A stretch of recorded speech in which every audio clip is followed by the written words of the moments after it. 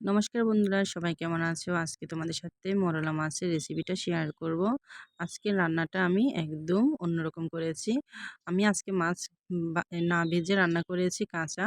তো তার জন্য আমি দিয়ে দিয়েছি হলুদের গুঁড়ো, মরিচের গুঁড়ো, তারপরে দিয়ে দিয়েছি আদা, জিরা বাটা, সবকিছু দিয়ে দিয়েছি একসাথে।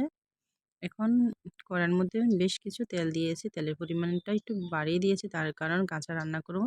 মাছের মধ্যে একটু তেলটা বেশি লাগবে। এখন আমি দিয়ে দিয়েছি তেলের মধ্যে বেশ কিছু পেঁয়াজ কুচি। পেঁয়াজটা একটু হালকা ভেজে নেব। পেঁয়াজ ভালো করে ভেজে নিয়েছি। তারপর আমি এখন আগে থেকে মেখে রেখেছিলাম একটু, এখন আদা বাটা, জিরা বাটা দিয়ে দিয়েছি। এখন ভালো করে মেখে নেব।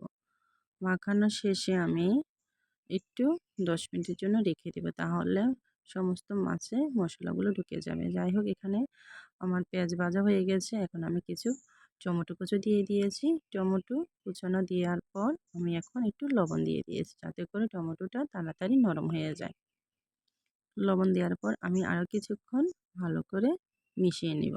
একটু রান্না হয়ে গেলে আমি আগে থেকে মাছগুলো দিয়ে দিব। দেখো, টমেটো কিন্তু একদম মিহি হয়ে গেছে।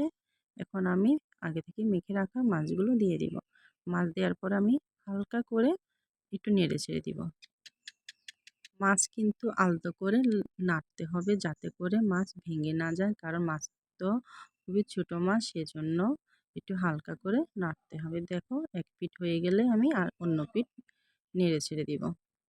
হাতে মাখা মাছ এভাবে রান্না করলে বেশ ভালো লাগে। আমি কিন্তু মাছটা ভালো করে হাতে মেখে নিয়েছি, সেজন্য বলেছি হাতে মাখা মাছ।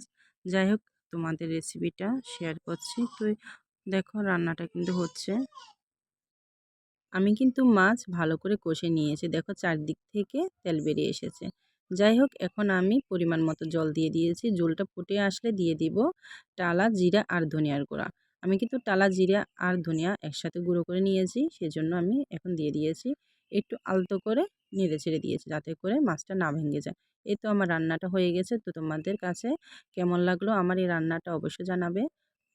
আর ভিডিওটি তোমরা কে কোথায় থেকে দেখছো অবশ্যই তোমাদের জেলার নাম মেনশন করে যাবে, তোমাদের জেলার নাম বলে যাবে। ধন্যবাদ সবাইকে ভিডিওটি দেখার জন্য। পাশে থাকবে সব সময়।